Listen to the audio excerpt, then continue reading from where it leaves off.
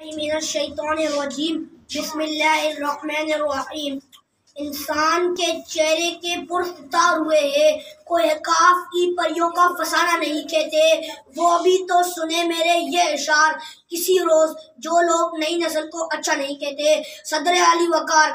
نوجوان پاکستان کی آبادی کا وہ 33% حصہ جو طاقتور ذہین اور ہر میدان میں آگے ہے، یہی نوجوان اقبال کا شاہین، قائد کی فکر کا جانشین، سر سید کا خواب، سینے صحرا سے اڑتا حباب، حکیم الامت کے چمن کا بلبل، فضا میں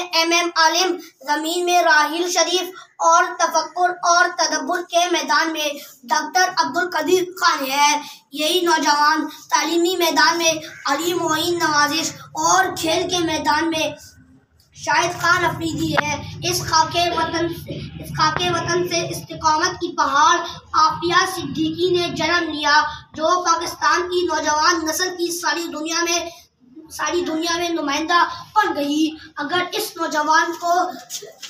اس کا حق نہ دیا جائے تو پھر یہی نوجوان طاہر میناز اور ارشد بھٹی کی صورت میں نظر آتے ہیں، پھر ممتاز قادری کا واقعہ ہو یا سفور ثانیہ، مجھے علی عادل سے لے کر طاہر میناز تک سب یہی کہتے سنائی دیتے ہیں، میرے خوابوں کو چھینا ہے کسی نے، میں سب کی بے حسی پر مشتعل ہوں، میرے لہجے میں سچ کا بانگ پن ہے، میں پاکستان کی زندہ نسل ہوں، جی ہاں میں پاکستان کی زندہ نسل ہوں۔ صدر علی وقار اگر جذبات کی روح میں بہہ کر میں نے کچھ سچ بول دیا تو معذرت، کیونکہ سچ سننے کی اس قوم کو عادت نہیں یا پھر سننا نہیں چاہتی، مگر نوید سے لیے اگر کوئی سمینہ بیگ بن کر اور عروج اور بلندیوں کو چھوتے ہوئے ماؤنٹ ایورسٹ پار کر جائے تو وہ مستقبل کا پاکستان ہے۔